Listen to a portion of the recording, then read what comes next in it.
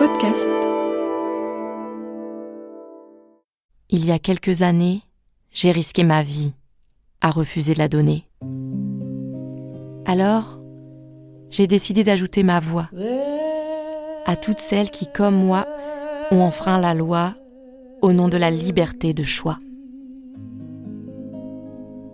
Pour que le récit individuel serve le combat collectif. Cette histoire est notre histoire.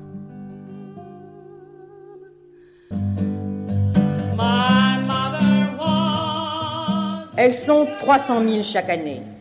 Ce sont celles que nous côtoyons chaque jour et dont nous ignorons la plupart du temps la détresse et le drame. Je fais partie des salopes qui l'ont fait. Aucune femme ne recourt de gaieté de cœur à l'avortement. C'est à ce désordre qu'il faut mettre fin. C'est cette injustice qu'il convient de faire cesser. J'espère que ce genre de choses ne puisse plus se produire. Les femmes méritent mieux que ça. Il suffit d'écouter les femmes. C'est mon histoire, mais c'est une histoire qui s'inscrit dans la vie des femmes quand même. Il suffit d'écouter les femmes. Un podcast original en 5 épisodes de Julie Ozou, produit par Lina, en partenariat avec France Télévisions. Dernier épisode, Histoire de rue. Juin 1973. Ça fait des semaines qu'on prépare ce moment. Et aujourd'hui, c'est le grand jour. On a tout prévu avec les copines. Les banderoles, les slogans, les prises de parole. Elles, les femmes, sont légion cet après-midi à affirmer leur personnalité et leur indépendance, à se dresser contre ce qu'elles surnomment la ségrégation sexuelle au cours d'une manifestation qu'elles ont baptisée la foire des femmes. À la cartoucherie de Vincennes, Loge Boissonnade a pu pendant quelques instants se mêler à cette foire lorsque, entouré soudain par une vingtaine de femmes, toutes plus ou moins aptes à jouer les mégères apprivoisées, il a pu les interroger et comme vous allez pouvoir vous en rendre compte, elles n'étaient pas tellement apprivoisées. Je crois qu'aujourd'hui, vous n'admettez pas les hommes dans l'enceinte de cette fête. Pourquoi ? La preuve que si vous êtes là. On leur conseille de ne pas venir. Pour une fois, on veut être seul entre nous. La ségrégation, c'est pas nous qui l'avons créée, c'est les hommes. On est exclus de tout, du pouvoir politique, du pouvoir religieux, de toute la société. En réalité, c'est une forme de lutte pour nous. Et nous avons l'intention, à l'occasion de cette fête, de nous exprimer sur notre oppression. Et il est évident que, bien que ça soit pas à l'homme en tant qu'individu que nous en avions, mais à la société qui l'a fait, il est le représentant tout de même de cette oppression. Et les femmes qui seront là ne sauront pas s'exprimer librement si elles ont à côté d'elles, par exemple, leur mari. Une femme peut se défendre. Mais pourquoi faut-il toujours que nous nous défendions ? Ça, c'est bien le prototype de la société des hommes, c'est-à-dire qu'on est attaqué. Pourquoi faut-il être attaqué ? Bien entendu, on sait se défendre. Et pourquoi faut-il avoir à se défendre ? Mais parce que justement, si vous n'aviez pas à vous défendre, vous n'auriez pas un rôle de femme. Si vous avez votre féminité, c'est que vous voulez justement que les hommes vous agressent quelquefois. Exactement, monsieur. Il serait effectivement très souhaitable, à condition bien entendu que vous n'interveniez pas et que vous laissiez les femmes intervenir, que vous regardiez le conte, parce que nous avons fait un conte futuriste dans lequel nous disons par exemple que le viol n'existe plus. Parce que quand nous allons nous promener dans la nuit, nous savons que nous pouvons être violés, donc nous y allons avec le désir d'être violés. C'est ça tout le problème. Eh bien, soyez rassurés tout de même, Loge Boissonnade a pu revenir sain et sauf de cette foire qui va provoquer, on s'en doute, un vif mouvement de curiosité. Je suis arrivée à Paris il y a déjà 4 ans. Quitter la maison, ça a été une libération.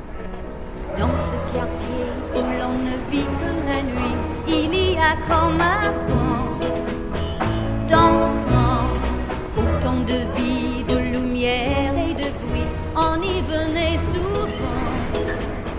Dans le temps, au club où l'on allait danser, j'ai traîné mon ennui. Quand le barman m'a vu rentrer toute seule, il a compris ma plus grande peine. Il n'a rien dit, mais je sais qu'il a compris. J'ai pu faire 2 ans à la faculté de lettres. Sans Alain. Je l'ai quitté. Il n'a pas compris et je n'arrivais pas bien à expliquer. Mon avortement a cassé quelque chose entre nous. Et en moi. J'ai mis du temps à récupérer physiquement, mais j'ai essayé de faire comme si tout allait bien. Personne n'a rien remarqué. Toute cette période m'a profondément affectée. J'avais besoin de me retrouver avec d'autres personnes qui avaient vécu la même chose que moi. J'aurais aimé que ça n'existe pas dans ma vie. Si c'était à refaire, il faudrait que ça soit différent. Cet avortement avec l'aiguille à tricoter m'a beaucoup traumatisée. Ouais, vraiment. J'ai longtemps pensé. J'ai considéré que c'était une torture. Par quoi on doit passer pour ne plus être angoissé et subir ça? Quand même, hein. Je me suis provoqué une torture, quoi. Faut être fort, hein. C'est pas anodin dans la vie d'une femme. C'est pas anodin. Tu y penses. Voilà, t'as subi ça, mais t'as pas fini avec ça. Physiquement, t'en as fini. Mais dans ta tête et dans ton cœur, non. Ça travaille encore, ça travaille. Et ça a travaillé pendant longtemps. J'ai fait 10 ans de psychothérapie. Ça n'a pas tout solutionné, hein. Mais malgré tout, si vous voulez, je ne suis plus du tout la personne que j'étais, quoi. Comment dirais-je, bien obéissante face à la famille, quoi. Voilà.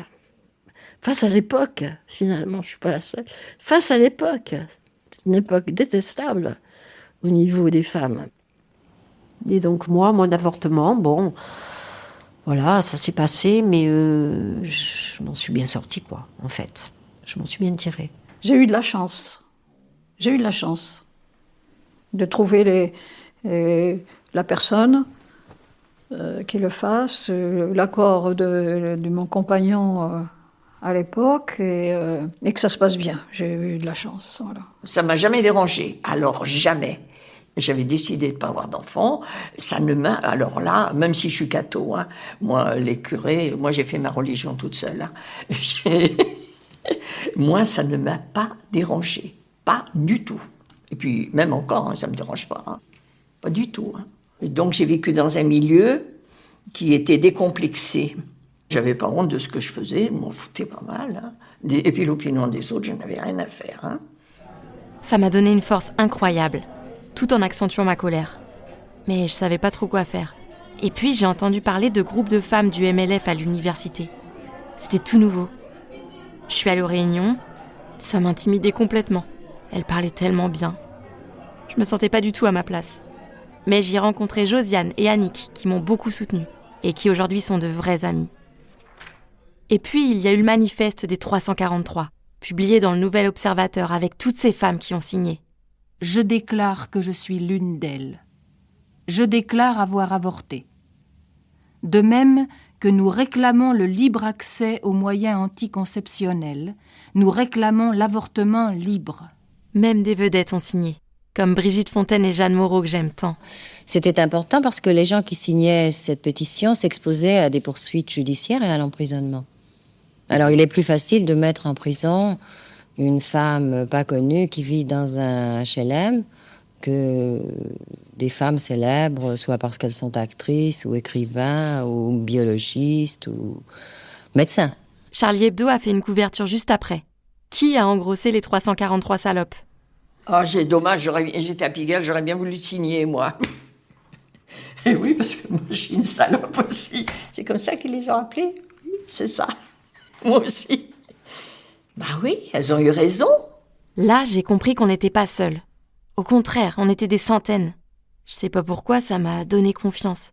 Et j'ai eu l'intime conviction qu'un changement était possible. Et que j'étais plus que légitime à m'engager dans ce combat. Et après, moi, la révolte politique, alors il y avait eu 68 quand même qui était passé par là, mais la véritable révolte par rapport à l'avortement, ça a été le manifeste des 341 femmes sur le Nouvel Obs, quoi, hein, qui a fait monter en moi la révolte, quoi. Vraiment une révolte. Tout d'un coup, je me suis rendu compte que la vie, enfin, j'avais risqué ma vie à cause d'une loi, et d'une loi imposée par des hommes comme mon père, quoi, hein, un pouvoir des hommes sur le corps des femmes. Je veux dire, moi, ça a été, ce manifeste, ça a été une prise de conscience de ça, donc à un niveau plus politique, quoi. Il faut abattre cette loi, quoi. Il faut abattre cette loi. Et oui, il faut que ça change. C'est ignoble de savoir qu'en France, aujourd'hui encore, en 1973, nous risquons la prison et même nos vies pour refuser de mettre au monde un enfant. En 1943, Marie-Louise Giraud a été guillotinée pour ça, au nom de la protection de la famille et de la patrie. Je l'ai appris dans le groupe. Et j'ai appris aussi qu'en ce moment même, sur l'île de la Réunion, des femmes sont avortées et stérilisées sans leur consentement. Ça m'a fait monter une rage folle. Pourquoi cet acharnement absurde et contradictoire sur le corps des femmes ? Suspicion, suspicion, suspicion. Vous êtes présumé coupable par le juge d'instruction. On peut venir vous trouver de jour ou de nuit dans votre lit. Vous êtes présumé coupable par le juge d'instruction. Mais attention, où va-t-on, où va-t-on ? Le pire, c'est que malgré tout ça, j'arrive pas à me défaire du sentiment de culpabilité. Et encore, c'est sans doute rien par rapport à celles qui sont réellement condamnées. On frappait à la porte et c'était la police. Ils demandent vous allez nous suivre. Alors je demande à ma mère mais qu'est-ce qui se passe ? Elle me dit je peux pas te dire, je dois m'en aller. Je lui dis mais il faut que tu nous expliques. Alors elle dit c'est pas grave, mais tu sais je peux pas t'expliquer, mais c'est pas grave. T'inquiète pas. Bon, c'était toujours ne t'inquiète pas. Prépare ton frère, allez à l'école et je serai là ce soir. Elle est partie, mais elle est pas revenue. J'ai un blanc, je ne sais plus, mais ce que je sais, c'est que je l'ai revu à la prison, derrière une vitre, avec une dame qui contrôlait ce que nous disions. Mes souvenirs sont vagues parce que je pleurais tellement. Je ne pouvais pas parler, je ne pouvais rien lui dire, je pleurais. Les premières fois que je lui rends visite, je comprends pas, je ne sais pas. Et puis, mon père ne me dit rien. Un jour, au retour sur le chemin, Annick me dit, c'est Annick qui me l'a dit, ma sœur, notre mère a pratiqué un avortement clandestin. Ma mère aurait pu ne faire que 5 mois de prison si mon père avait accepté de se porter garant. Il y a eu une demande du juge pour qu'il se porte garant, pour qu'elle puisse sortir. Mon père a refusé de se porter garant. Donc ma mère, puisqu'elle a refusé, a fait 8 mois. Donc quand elle est sortie de prison, maman a demandé à mon père, devant moi, nous étions là les enfants, de s'en aller. Et elle lui a dit, tu fais tes valises et tu t'en vas. L'année dernière, il y a eu un procès décisif qui a été très médiatisé. Le procès de Bobigny que j'ai suivi chaque jour avec la plus grande attention. C'est grâce à l'avocate Gisèle Halimi qui a créé l'association Choisir. Elle a défendu Michel Chevalier et sa fille Marie-Claire. Elle avait 16 ans quand elle a été violée et qu'elle est tombée enceinte. Elle a avorté et a été dénoncée par son violeur. Je n'ai même pas de mots pour décrire l'obscénité de cet homme. Gisèle Halimi a alors décidé d'en faire un procès exemplaire, en convainquant Michel Chevalier, la mère, de plaider non coupable pour dire haut et fort que la véritable coupable, c'est la loi. Une loi hypocrite et meurtrière. Les avocats de la défense, eux aussi, ont dénoncé cette vieille loi archaïque. Maître Gisèle Halimi a déclaré « S'est-il déjà trouvé dans cette enceinte de justice la femme d'un haut fonctionnaire, d'un médecin célèbre, d'un chef d'entreprise ? Vous jugez toujours les mêmes, les Madame Chevalier ». La défense avait cité à la barre des témoins, des noms prestigieux, comme le professeur Monod, prix Nobel de physiologie et de médecine. Sursis pour tout le monde au procès de l'avortement de Bobigny. Un jugement d'apaisement dans ce procès qui, pour une grande part de l'opinion publique, fut en quelque sorte le procès de l'avortement. On a manifesté avec les copines devant le tribunal ce jour-là. C'était extra. La plupart des femmes qui passaient par hasard nous soutenaient. On avait l'impression d'être toutes soudées.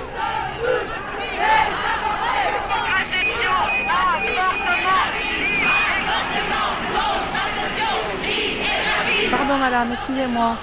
Est-ce que vous êtes pour ou contre l'avortement ? Je suis pour, parce que j'en ai eu beaucoup et puis ça suffit maintenant, je suis fatiguée des gosses. Si vous aviez pu avorter, est-ce que vous l'auriez fait ? Ah, si je l'ai fait déjà, c'est pas que je l'ai fait.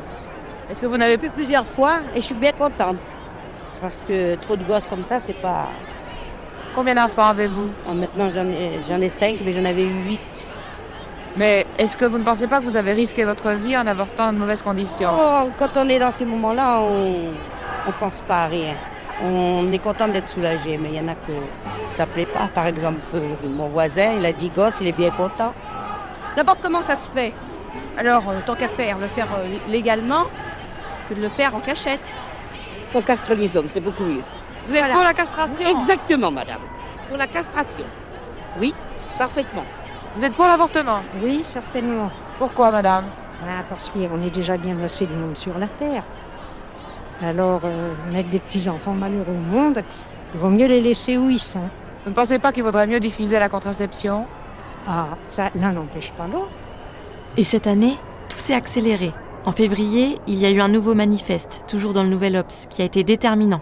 Le manifeste des 331 médecins.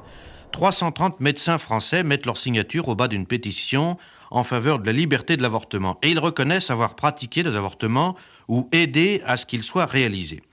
Le débat est ainsi rouvert de façon évidemment spectaculaire puisque le manifeste est publié dans un hebdomadaire et que le sujet de toute façon n'a pas fini de soulever des passions. Vous avez signé le manifeste. Pourquoi? Je suis journellement confrontée au problème.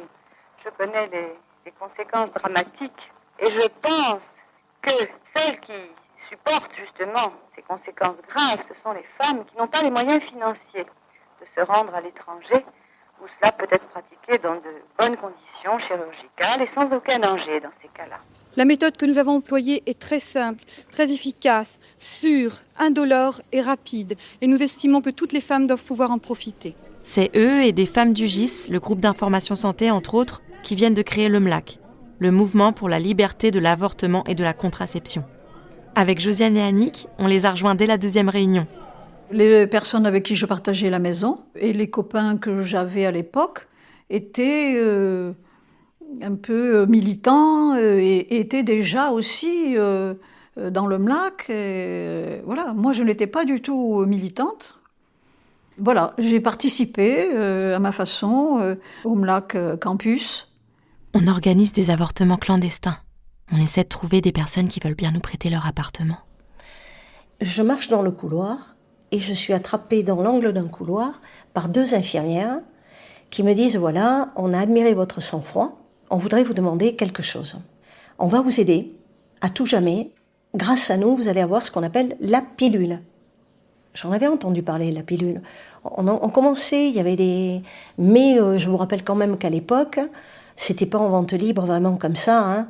Et donc elle me dit « Vous, on va vous donner la pilule. » Mais elle me dit « En échange, on a besoin d'un service. » Elle me dit « Est-ce que tu connais le MLAC ?» Ben non. Donc elle m'explique. Et elle me dit « Tu vas venir avec nous aux premières réunions, et puis tu verras comment ça se passe. Et ensuite, on va te demander le service. » Donc me voilà partie aux réunions. Elle me donne la pilule.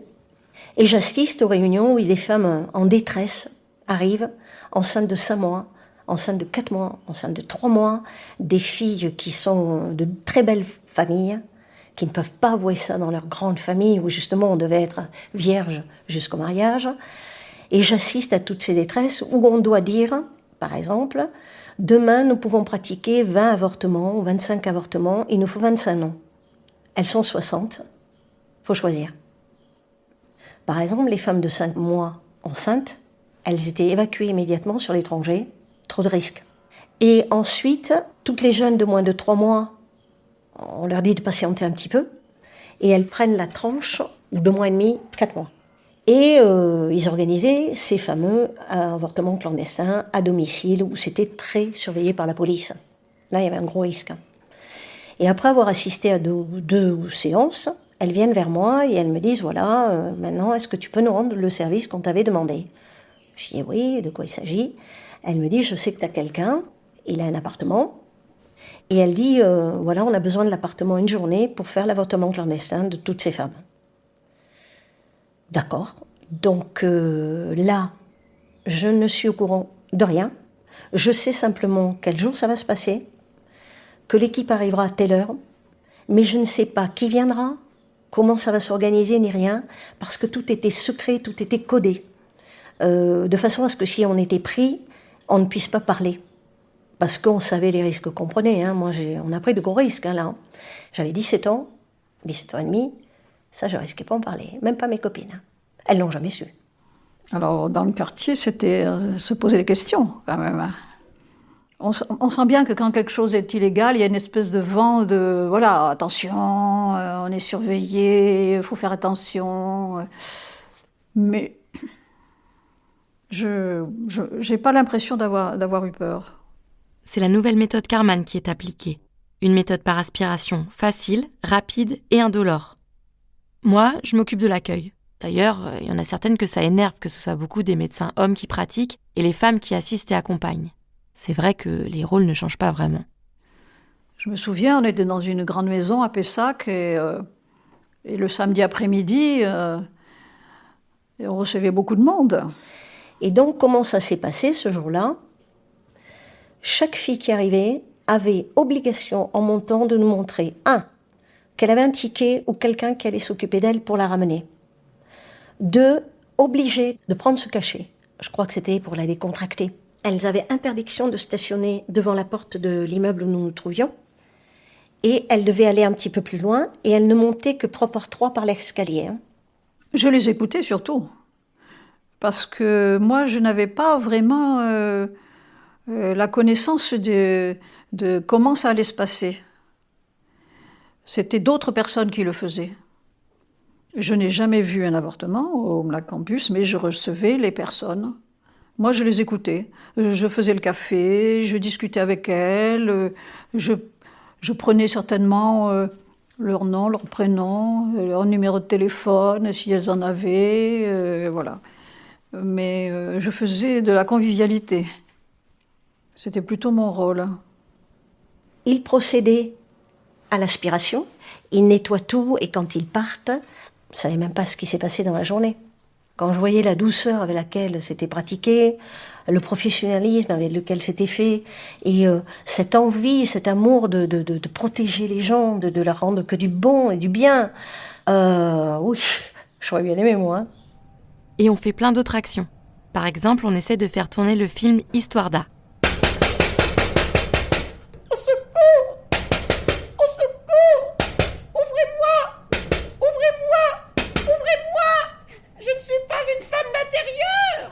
Histoire d'un film, A comme avortement, Marielle Issartel et Pascal Verneuil. Au départ, notre idée était simplement de faire un petit film d'information sur la méthode Karman, la méthode qui était utilisée par un groupe de médecins et de femmes en France pour faire des avortements gratuits, librement, et qui devait engendrer un mouvement de prise de conscience chez les femmes, pour qu'elles exigent le droit à l'avortement. Toute diffusion du film, même privée, vient d'être interdite par le ministère des Affaires culturelles. Ça me dépasse et ça me révolte. À Tours, le film Histoire d'A, saisi hier par la police dans une salle de la ville alors que 200 personnes étaient réunies pour le voir. En revanche, 500 personnes ont pu assister à la projection à Angers au cours d'un meeting organisé par la section régionale du mouvement Choisir. Une réunion qui s'est déroulée sans incident. Le mouvement Choisir a pris publiquement la responsabilité de l'organisation de 25 avortements au cours du mois de mai et juin dernier. Je me dis que si une majorité des citoyennes, les militantes, les actrices, les chanteuses, les médecins, la presse, la justice se rassemblent, il ne reste plus que le gouvernement à convaincre. Bon, c'est sûr, c'est pas rien. Avec tous ces vieux bonshommes. Je pense que comme c'est un point sur lequel justement les barrières de classe ont pu être franchies, parce que ça intéresse aussi bien l'ouvrière que la bourgeoise, ce problème-là, eh bien, je pense que là-dessus, on a pu justement arriver à faire une pression considérable sur un gouvernement, même aussi, disons, classique et pour l'ordre et conservateur que celui-ci.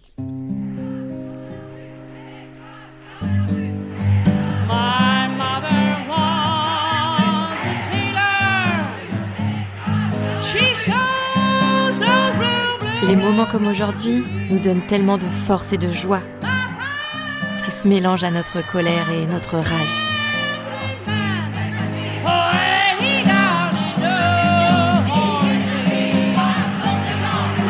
En attendant, cette lutte donne un sens à mon corps et à ma vie. Et j'ai eu l'envie de raconter tout ça pour briser le silence et pour que le récit individuel serve le combat collectif. Parce que notre histoire est votre histoire.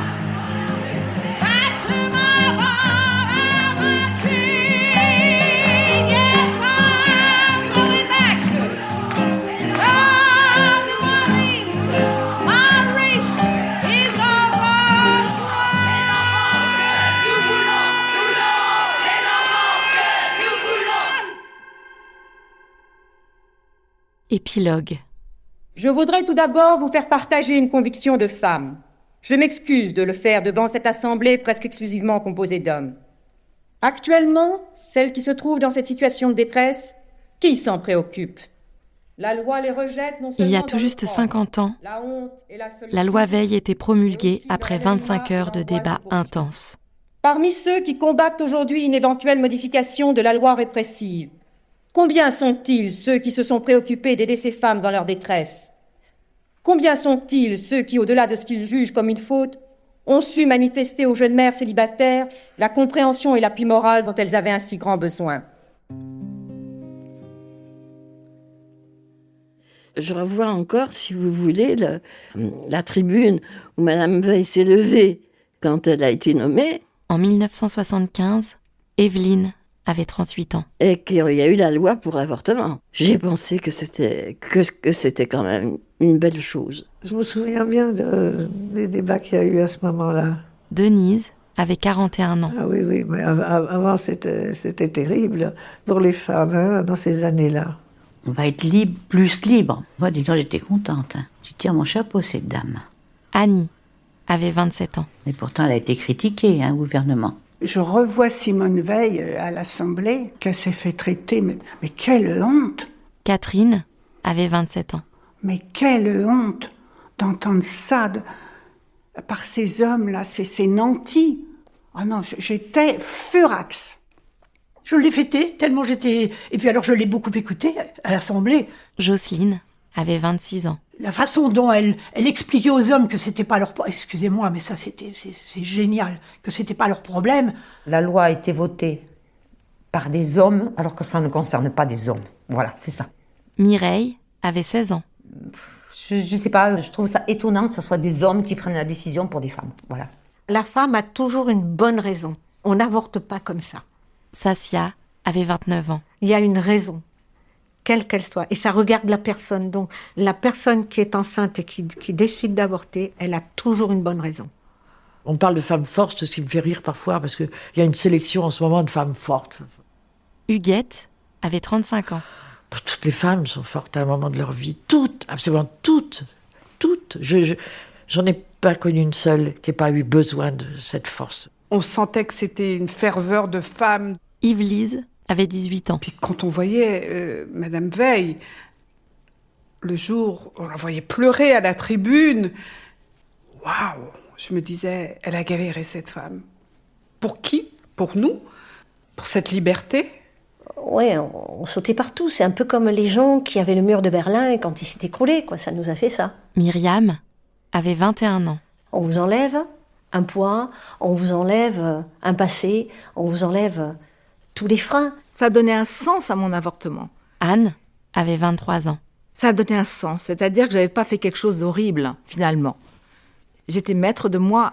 Mais, c'était pas remboursé. Et c'est Yvette Roudy, plus tard, qui a permis le remboursement. Raymonde avait 24 ans. C'est pas pour autant que c'était facile pour les femmes d'accéder à l'IVG, parce qu'il y avait beaucoup de réticence du côté des gynécologues, obstétriciens, des médecins en général, du monde médical, qui malheureusement, pour moi en tous les cas, avait la main mise, puisque c'était la signature de médecin qui était obligatoire. C'était pas fini, puisque c'était simplement une loi. Christiane avait 36 ans. On voulait que ce soit un droit. D'ailleurs, ils l'ont fait rentrer dans la Constitution et je trouve que c'est très bien. Marie avait 30 ans. Ils ont beaucoup de chance. 50 ans en arrière, on n'avait pas cette chance. On n'avait rien. C'est vrai, bon, c'est dans la Constitution, c'est vrai, c'est un grand pas, mais il n'y a pas que ça. À l'heure d'aujourd'hui, je suis plus tranquille, mais pas complètement. C'est encore une inquiétude, de mon point de vue. En plus, avec le courant actuel mondial... Michel avait 22 ans. Sur les risques là de perdre ce droit, je trouve ça incroyable. On n'arrête pas de nous dire qu'il n'y a plus assez d'enfants dans tous les pays. Voilà, il faut procréer. On a fait un grand pas en avant, mais on voit bien que dans les pays, ça régresse partout autour de nous. Maggie avait 31 ans. En Europe, En Amérique, il y a énormément de pays où c'est même pas envisageable. Regardez comment ça se passe aux États-Unis aujourd'hui, c'est dramatique, dramatique. Donc aujourd'hui, il faut qu'on fasse vraiment très très attention ici en France, puisque les hôpitaux n'ont plus de moyens, les petits hôpitaux ferment, et ainsi de suite. Donc les femmes doivent faire très attention et très vigilantes sur ce qui va se passer, je crois. Et d'ailleurs, les droits des femmes sont toujours attaqués. Christine avait 20 ans. C'est toujours les femmes qui vont trinquer. Et ce droit-là qui n'est pas quelque chose d'immuable. Au moment où la loi a été remise en cause aux États-Unis, ça m'a effarée qu'on puisse la remettre en cause. Dominique avait 25 ans. Je sentais aussi tout un mouvement d'extrême droite venir en France. Donc je me suis dit, il faut que je laisse une trace de ce qui m'est arrivé. Parce que c'est important. C'est mon histoire, mais c'est une histoire qui s'inscrit dans la vie des femmes quand même. Voilà. Madeleine avait 20 ans. Et à ce titre, si ça peut servir, en fait, je me dis toujours ça, moi. Je ne sais pas ce qu'on en fera, mais j'avais envie de laisser une trace pour dire il ne faut pas remettre en cause cette loi. C'est trop risqué pour les femmes.